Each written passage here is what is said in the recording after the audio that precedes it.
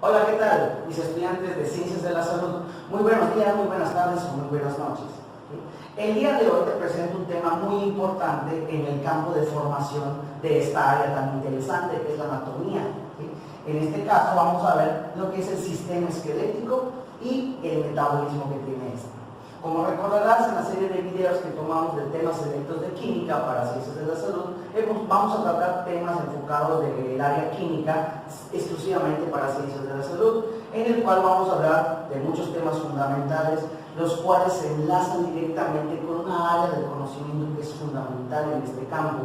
Esa área de conocimiento son todas aquellas materias del área bioquímica, empezando por bioquímica, luego teniendo como consecutividad microbiología, parasitología, inmunología, farmacología, por mencionar algunas. De igual manera, en Ciencias de la Salud es importante darle su lugar a las ciencias morfológicas, es decir, empezando por la anatomía y fisiología humana, por histología, etc. Estas materias también tienen un gran peso y un gran impacto dentro de nuestra formación, debido a que son consecutivas de otras materias de mayor complejidad, y es importante tener en cuenta estos conocimientos y estos conceptos. Por esta razón, en estos videos vamos a estar trabajando con estos dos rubros en particular, con los temas selectos de química para Ciencias de la Salud, en donde tendremos los conocimientos básicos para entrar a materias un poco más elevadas como bioquímica, y en este que tendremos principios de anatomía y fisiología humana, en donde tú tendrás los conceptos importantes, los preceptos de la fisiología de muchos sistemas, muchos aparatos que te van a servir para trabajar más adelante. Aclaramos que, por ejemplo, en este video de temas o principios de anatomía y fisiología humana, vamos a darte los preceptos, los conceptos básicos que te ayudarán a entender o a comprender tus libros, tus atlas de anatomía. No nos enfocaremos en los reparos anatómicos específicos, ya que eso está en la bibliografía. Únicamente vamos a trabajar aquellos temas que pudiesen ser un poco complejos al momento de estudiarlos, ya que tiene cierta relación con las materias del área de ciencias bioquímicas. Entonces es muy importante que al mismo tiempo que tú estás viendo esta serie de videos, ya tengas un concepto o un precepto de lo que es la materia de bioquímica, porque parte del metabolismo de los tejidos se involucran las reacciones bioquímicas. No importa, a partir de este momento vamos a trabajar con el sistema esquelético y el metabolismo que este tiene. Nuestro primer tema a desarrollar será fisiología y estructura del sistema esquelético. Es decir, vamos a ver cuál es la función específica del sistema esquelético, así como la estructura que tiene, tanto macro y microscópica. A partir de aquí vamos a realizar otro tipo de temas relacionados al sistema esquelético que iremos viendo paulatinamente. Sin embargo, pues nos centramos a este tema como primera instancia. El sistema esquelético es uno de los sistemas que forman parte del cuerpo humano, y no solo del cuerpo humano, sino del cuerpo de todos aquellos animales vertebrados. Entonces, es importante reconocer e identificar cuáles son sus características básicas, cuáles son sus generalidades, para poder aplicarlo un poco más específico en nuestro campo de acción. Entonces, ¿qué generalidades posee el sistema esquelético? La primera, es importante mencionar que la osteología es la rama de la anatomía que estudia los huesos y la estructura del esqueleto. O sea, que vamos a estar arraigados a esta área del conocimiento, en donde vamos a ver cuáles son las características de los huesos, los tamaños, las formas, los reparos anatómicos. Muy importante, debes saber qué reparos anatómicos son característicos para qué hueso, y eso es lo que nosotros vamos a estudiar en esta serie de videos. Segundo, los huesos son órganos duros, resistentes y vivos, muy importante. El sistema esquelético, los huesos en particular, pensamos que son estructuras sin vida, ya que nosotros al ver un hueso vemos algo inerte, algo que no tiene vida aparentemente. Sin embargo, los huesos están conformados por estructuras vivientes. Al ser un sistema, recuerda que en biología celular, todo sistema está formado por células, y la célula es el ente básico de la vida. El hueso es un ente viviente, solo que vamos a ver que la composición química que tiene aparentará que no está vivo, pero eso lo vamos a ir discutiendo poco a poco. Tercer punto, están formados por agua y sales minerales. Efectivamente, es importante el agua, como veremos más adelante, es una sustancia inorgánica muy importante que está asociada a los procesos orgánicos y bióticos. ¿Sí? Muchos pensamos que el agua es un ente orgánico, pero por definición química vemos que no es un componente orgánico, es un componente inorgánico. Sin embargo, está asociado a muchos procesos biológicos sumamente importantes. Y obviamente las sales minerales que le van a dar esa contextura, que le van a dar esa forma o esa característica al tejido esquelético.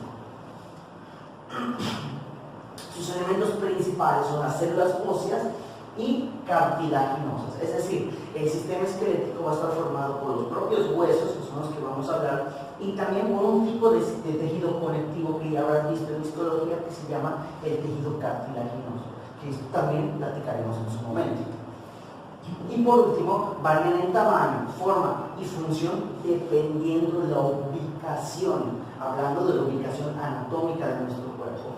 Hay huesos muy grandes que resisten muy grandes presiones, grandes fuerzas, hay huesos muy pequeños, hay huesos que no tienen forma, ¿sí? Cada uno de estos huesos, independientemente de su forma, su complexión, tiene una función específica dentro de nuestro cuerpo y la que nosotros vamos a estudiar a continuación.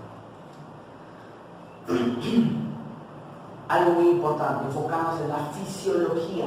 ¿Para qué me sirve el sistema esquelético?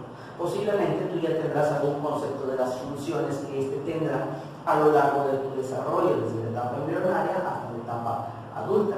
Sin embargo, pues vamos a citar cuáles son las funciones principales que posee el sistema esquelético. Primera, apoyo a los músculos esqueléticos. Como veremos posteriormente, los músculos esqueléticos son estructuras, son tejidos que nos ayudan a tener movimiento macroscópico.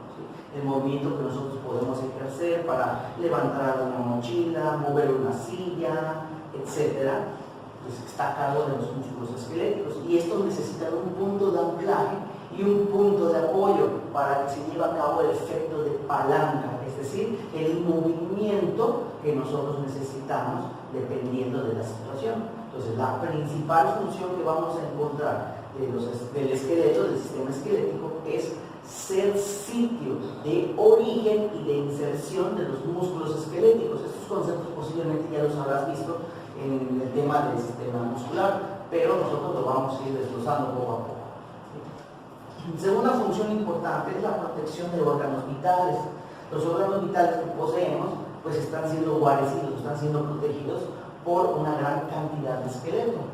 Ejemplo, el cerebro, el encéfalo está siendo protegido por la bóveda craneal y los huesos de la cara, es una protección que tiene, así como la caja torácica, los dos pulmones están siendo protegidos por lo que son las costillas, el esternón, etc.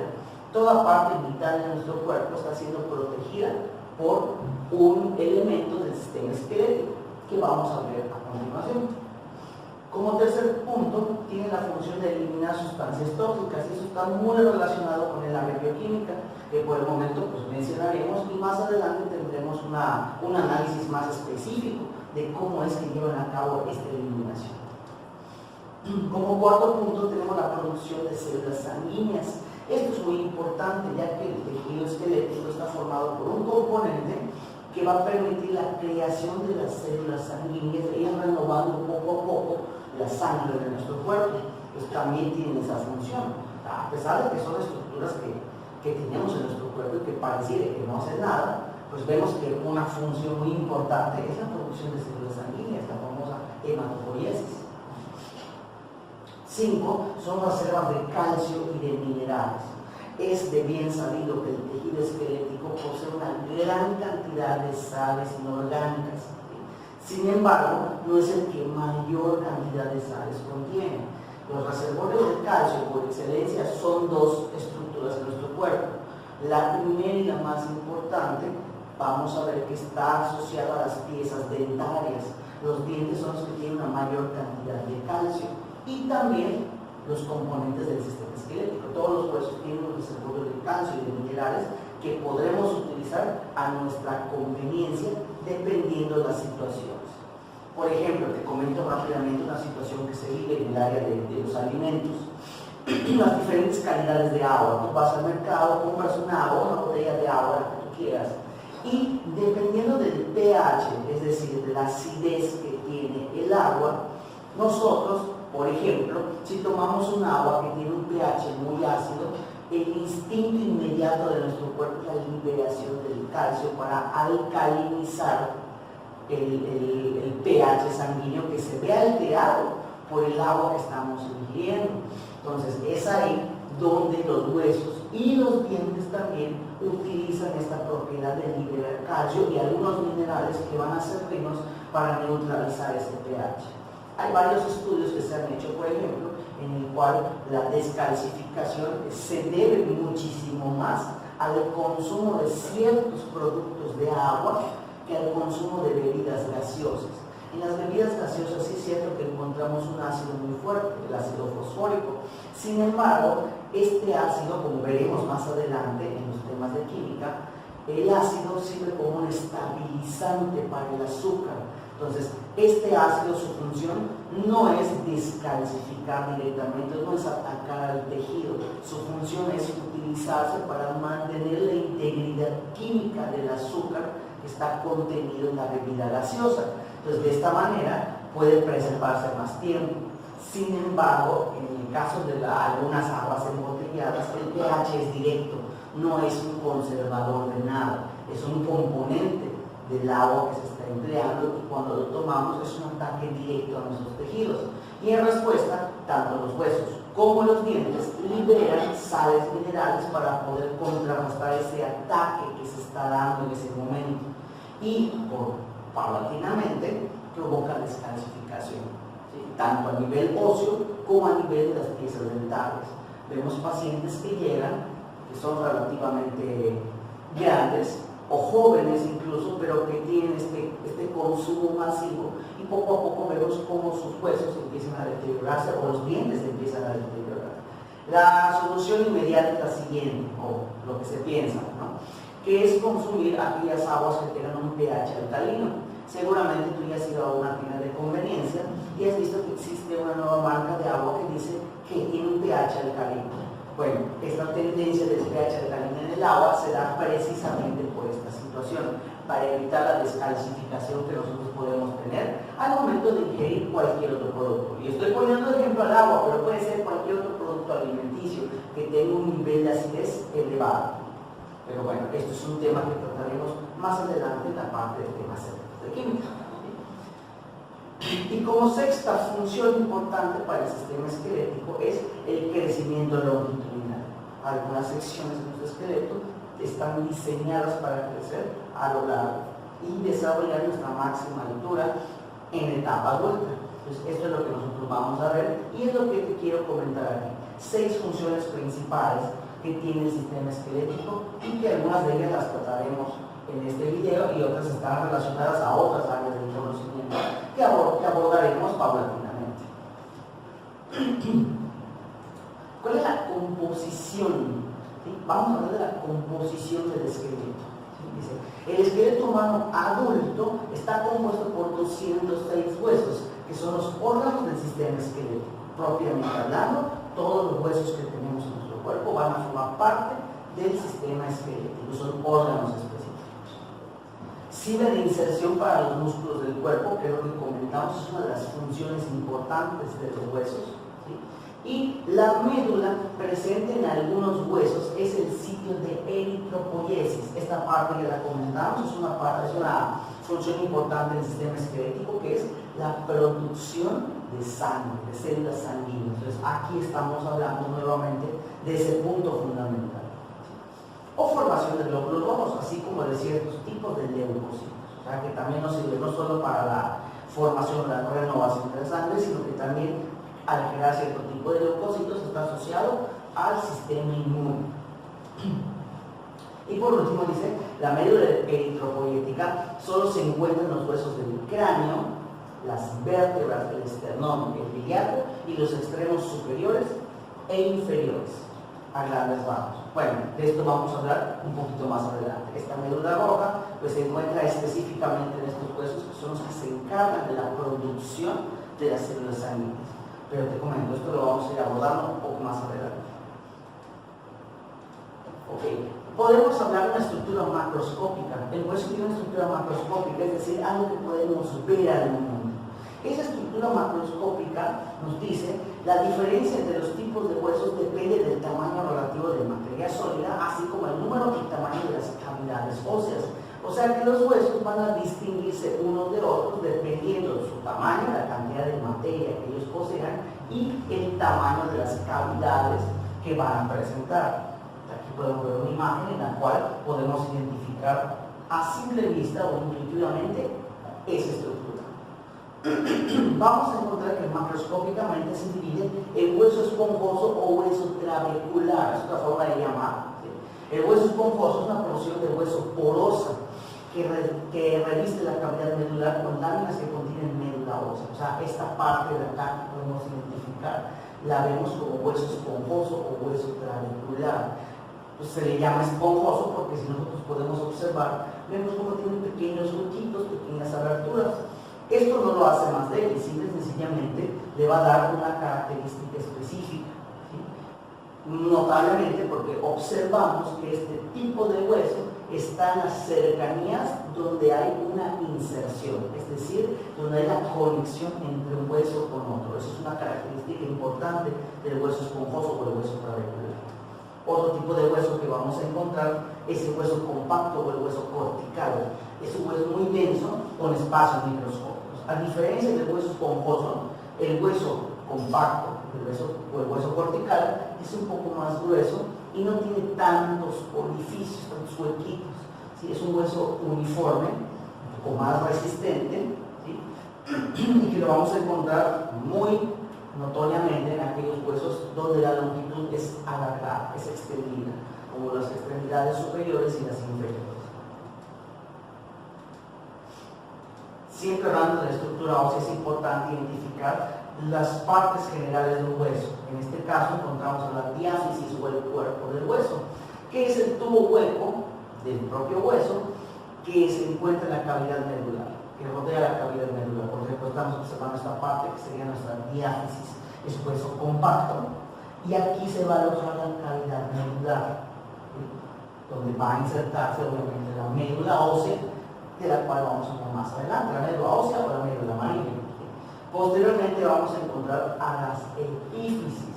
Las epífisis son las porciones que se encuentran aquí, tanto en la parte superior como en la parte inferior, y nos comenta la teoría, porciones de hueso que se osifican a través de centros de osificación secundarios en las porciones distales del hueso. Cuando hablamos de porciones distales, estamos hablando que están con la parte superior con la parte inferior, que contienen la placa de cartílago epifisiario. Esto es importante.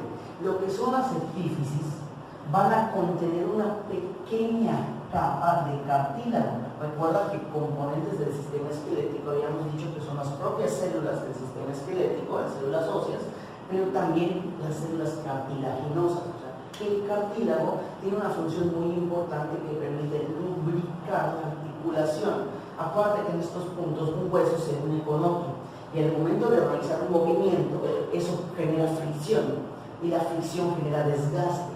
Entonces ese desgaste se ve minorizado por la incorporación del cartílago que vamos a llamar cartílago articular. Este cartílago lo vamos a encontrar en las epífisis y esa es su función, lubricar y evitar la fricción entre hueso y hueso para evitar el desgaste que posteriormente pues inevitablemente se va a dar. El cartílago está formado por varios compuestos químicos, los cuales van a ayudar a tener esa movilidad, ¿sí? En las articulaciones, y que paulatinamente con la edad se pierde no la capacidad de crearlo, sino se pierde el ritmo constante.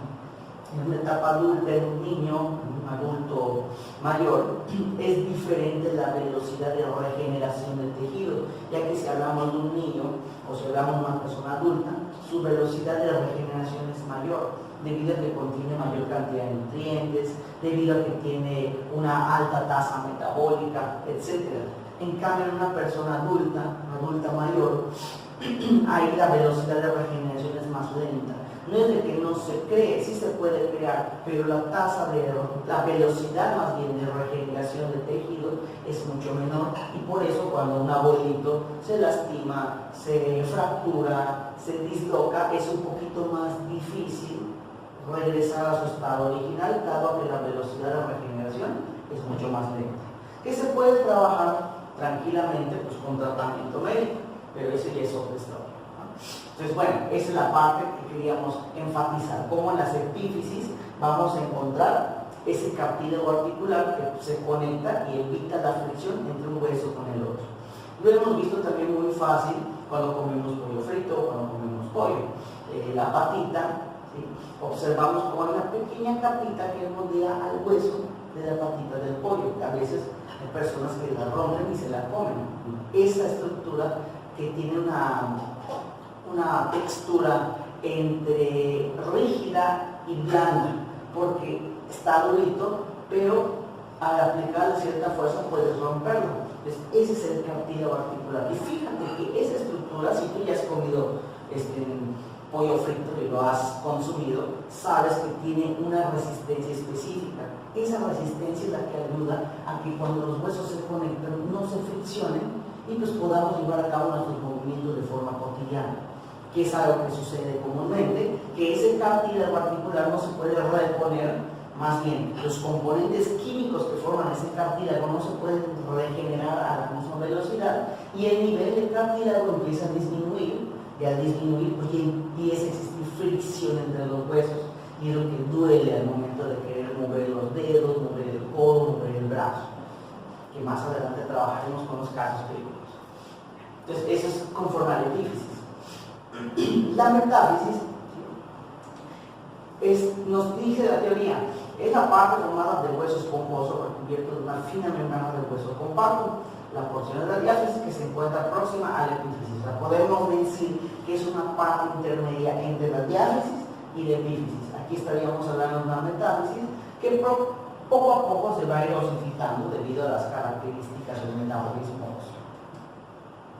Y obviamente nuestro cartílago articular, que es el que te comenté, esta pequeña capa de cartílago articular, que es cartílago hialino, se coloca en las epífisis, tanto la superior como la inferior, siempre donde hay inserción con otro hueso, para evitar la fricción. Y aquí podemos observar cómo ya lo tenemos un poquito más desglosado. Tenemos a la diáfisis, tenemos a las epífisis, mira, acá es donde encontramos el cartílago articular, lo que te comentaba. Cuando tú comes una patita de pollo, al momento de comerlo le puedes arrancar este pedacito, que es como que translúcido, blanquito, te lo puedes comer, no pasa nada, pero esa textura que tiene, esa resistencia que tiene, es muy importante para poder cumplir su función, conectar los huesos y evitar la fricción. Podemos observar que aquí hay hueso poroso, hueso esponjoso, aquí hay hueso compacto, aquí está la cavidad medular y aquí tenemos a la médula amarilla. Entonces son una manera un poco más práctica de observar todos los conceptos que ya hemos visto.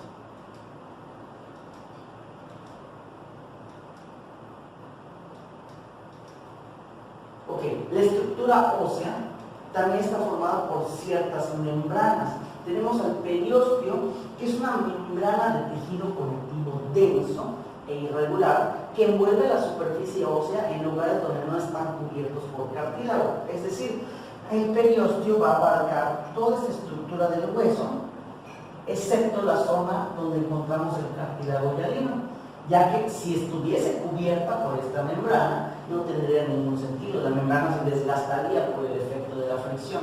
Entonces, en estos puntos, en las epífisis, donde solo hay cartílago articular, no vamos a encontrar la presencia de esta membrana, que es el periósteo.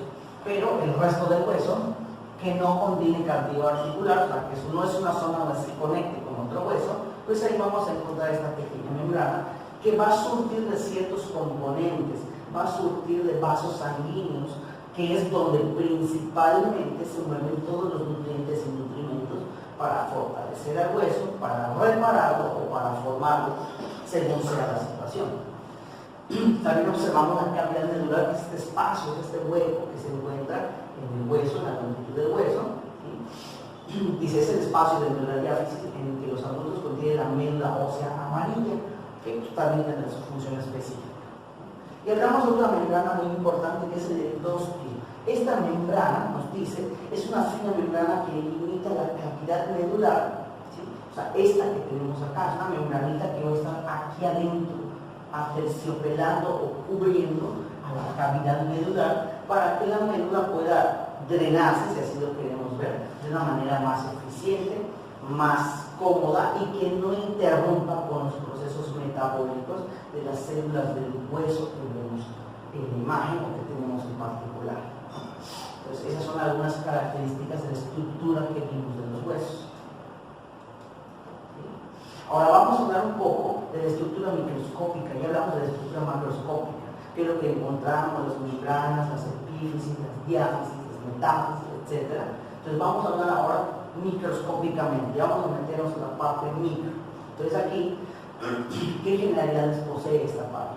Es uno de los tejidos de sostén del cuerpo humano. Junto con el sistema muscular esquelético, el tejido esquelético forma el sostén, tanto el sostén como el movimiento del cuerpo. El tejido óseo cuenta con células especializadas que llevan a cabo los procesos metabólicos del tejido. Por definición, como todo tejido en biología celular, está formado por células especializadas. Estas células se van a encargar de nutrir, mantener, reparar el hueso. Cuenta con una matriz extracelular compuesta por fibras proteicas y sustancia fundamental. Ahorita vamos a hablar un poquito qué es esta sustancia fundamental, pero quiero que te fijes que en esta matriz vamos a encontrar una gran cantidad de proteínas, sobre todo el colágeno. Esa cantidad de proteínas es importante porque va a ayudar a mantener una resistencia específica a los huesos y también va a ser sitio de ruptura. Ahí vamos a estar creando, vamos a estar destruyendo constantemente estas proteínas. La matriz del tejido óseo es sólida y robusta debido a los depósitos de sales cálcicas alrededor de las fibras proteicas. Aquí hay una combinación organometálica muy importante, ya que las fibras proteicas, sobre todo de colágeno, pues son compuestos orgánicos, son macromoléculas, son proteínas, pero estas están asociadas a componentes inorgánicos como las sales de calcio. Entonces, hay una gran diferencia con respecto a algún otro tejido. La mayoría de los tejidos tienen componentes inorgánicos, pero les sirven para algún proceso fisiológico en particular. Hablemos de sodio, hablemos de potasio para bombar de potasio, o de calcio que libera el retículo endoplasmático para detonar una contracción muscular, pero a menor concentración. En cambio, aquí en el tejido esquelético vemos que es al inverso. Tenemos mayor cantidad de componente inorgánico que de componente orgánico. Entonces es muy importante que visualicemos esto. La parte orgánica del tejido esquelético está a cargo de las proteínas que forman parte de esa matriz extracelular. Una proteína básica es el colágeno. Y también vamos a encontrar componentes inorgánicos que están a cargo de las sales cálcicas en particular. El tejido óseo, nos dice, suele estar separado de los tejidos que lo rodean por un periósteo fibroso, que lo que hemos comentado, es una de las membranas que están rodeando la parte del hueso que no tiene cartílago particular. Cuando hay otro tejido a su alrededor, la superficie interna del hueso se encuentra revestida por el endotelio celular, que es lo que habíamos comentado. Es otro tipo de membrana que cubre la cavidad y ayuda a separar esos componentes para que no se combinen y sea más eficiente la obtención de nutrientes, de agua, de alimento por las células del sistema esquelético. Esto es más bien por practicidad. Acuérdate que en biología celular hablamos de un concepto que se llama de compartimentalización. ¿Qué es la compartimentalización? Pues es dividir las tareas, ¿no? Es como nosotros, como tú en la escuela, por ejemplo, que te encargan un proyecto, te encargan realizar algo, se forman en equipos y cada elemento del equipo tiene una función específica. A eso se le llama compartimentalización. Ese concepto lo llevamos hacia acá. Entonces, al llevar a cabo el revestimiento con esta membrana, lo que hacemos es separar las funciones de otros tejidos, como el tejido hematopoyético, el tejido sanguíneo, del tejido óseo, para que no se mezclen sus nutrientes, su cantidad de agua, su reserva de alimentos, etc. Entonces, de esta manera podemos, nuestro cuerpo puede decir, ok, el sistema esquelético va a trabajar a este nivel y el sistema hematopoyético a este otro nivel, o los nervios a este otro nivel. De esa manera, digamos así, podemos separar las funciones de cada uno de los tejidos. Entonces, por eso es importante las membranas, que ayudan a separar estos componentes. Entonces, ¿cuál es la organización histológica del hueso maduro? Bueno, ya estamos metiéndonos un poquito con histología. Y si recuerdas, pues vamos a trabajar el tejido. Entonces, vamos a hablar del tejido óseo maduro, cuando ya está completamente formado. Primero, uno de los componentes histológicos es la matriz ósea. La matriz ósea dice que casi las 2/3 partes de su peso corresponden al fosfato cálcico, fosfato de calcio, de nomenclatura inorgánica, que aquí lo tenemos. Este es el fosfato cálcico o el fosfato de calcio. Y aquí vamos a encontrar el calcio. Recuerda que es muy importante, estos componentes cuando se disuelven en agua, una propiedad que tienen las sales, cualquier tipo de sal, ¿sí? Pero vamos a hablar específicamente de esta, es lo siguiente. Yo tengo aquí este compuesto, vamos a verlo por acá. Tú tienes el calcio y tienes el ion fosfato. ¿Sí? De química inorgánica, recuerda que esta es una oxesal, está formada por un oxianión y por un metal, un catión. En este caso pues va a ser el calcio. Una de las características que tienen la mayoría de las sales, por no decir todas, es que esta sal, cuando entra en contacto con el agua, es decir, en una solución acuosa, esta sal se descompone en sus dos o en sus partes fundamentales. En este caso, se descompone en calcio y se descompone en el anión fosfato. Aquí sería el anión fosfato, es 3. Aquí es más 2. Aquí está. Tenemos la formación de estos iones. Cada uno de estos iones tiene una función importante. El calcio, ya vimos que puede utilizarse para reformar lo que son los huesos, los dientes, o incluso se puede utilizar para almacenar en el retículo endoplasmático y liberarse para una contracción muscular, si hablamos del tejido muscular esquelético. Y el ion fosfato también es importante, como veremos en bioquímica, en un proceso que es la cadena de transporte de electrones. El fosfato es importante en la mitocondria porque permite la biosíntesis del ATP, que es la molécula energética, y ese ATP se puede redireccionar a cualquier parte del tejido. Entonces observamos cómo esta sal cumple una función importante, no solo para el propio sistema esquelético, sino que también la podemos extrapolar a otras funciones metabólicas de otros tejidos. Entonces es importante conocer este principio básico. Esta molécula interactúa con el hidróxido de calcio, CaOH2, para formar cristales de hidroxiapatita, y este es el compuesto químico inorgánico, un complejo que ya toma forma de una molécula, ¿no? Una molécula orgánica. Sin embargo, pues es un compuesto inorgánico. Esta hidroxiapatita es importante mencionar que es la que encontramos formando el esmalte de los dientes.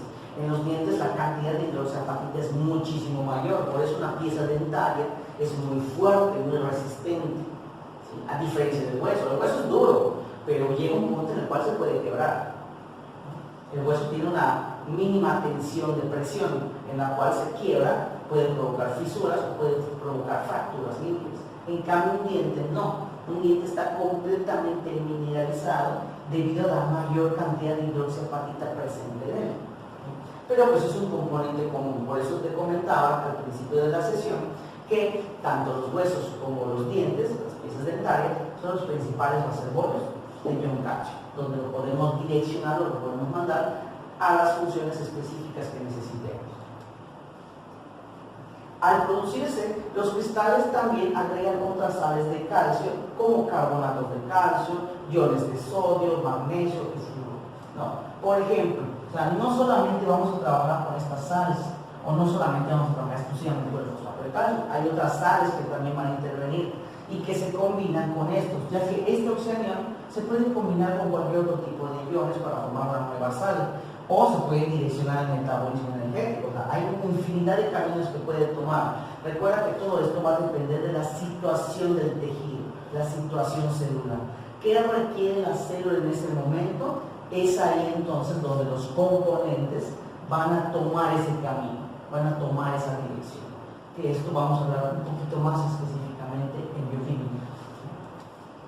Otro punto importante a analizar es que alrededor de un tercio más de su peso procede de las fibras colágenas que favorecen la resistencia ósea frente a la tensión. Ok, nosotros un hueso lo podemos tensionar hasta cierto punto. Entonces el hueso está formado también con esta cantidad de proteínas que le van a ayudar a tener esa resistencia a la tensión. Claro, no es una tensión infinita, porque puede llegar a un punto en el cual se venza esa resistencia y el hueso se quiebra. Entonces esto es muy importante al momento de deducir si es una fractura limpia, si es una fractura de primera instancia, de segunda instancia, si es una fisura, etc. Entonces es importante saber que el componente orgánico le da esa resistencia a la tensión, pero que también se puede destruir. Una proteína, recordemos que está susceptible a diferentes agentes desnaturalizantes, o sea, agentes tanto internos del propio metabolismo como externos que pueden alterar su composición química y obviamente al alterarla falla su función. Es importante. Y por último, los osteocitos y otros tipos celulares son los que implican el 2% de la masa del hueso típico. O sea que un hueso maduro, tal y cual, solamente tiene un 2% de células óseas. ¿Sí? No lo demás, ¿sí?, que representan a las sales cálcicas y a los componentes inorgánicos. Es por eso que te comenté que este tipo de tejido es un poco radical con respecto a los otros tejidos. Su contenido mineral es mucho mayor que su contenido orgánico. Sin embargo, pues esto no quiere decir que sea menos importante.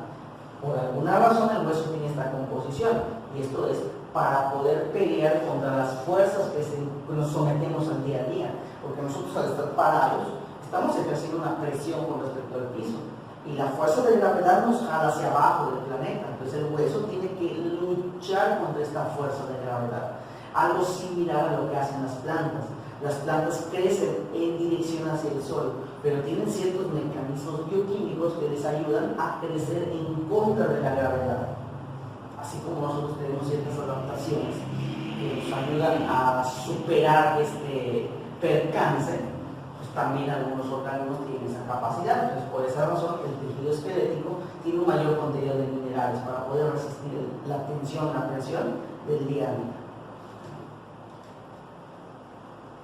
Vamos a ver aquí cómo se mineraliza un hueso. Dice, la fase mineral está constituida por el calcio y el fosfato, como observamos, ¿no? Como ya te expliqué anteriormente, la sal, que es el fosfato de calcio, se disuelve en agua y automáticamente tenemos la descomposición de sus iones, el ion calcio y el ion fosfato, en este caso el oxeanión fosfato. Tal vez para que tengas un poquito más de interpretación, cuando tú veas una sal, es conveniente mencionarte lo siguiente: todo compuesto inorgánico está formado prácticamente por dos partes, el catión y el anión. En un compuesto químico, una fórmula química inorgánica, siempre por conveniencia, el catión que se encuentra a la izquierda es el que toma el valor electropositivo y el anión o los componentes que están a la derecha son los que toman el valor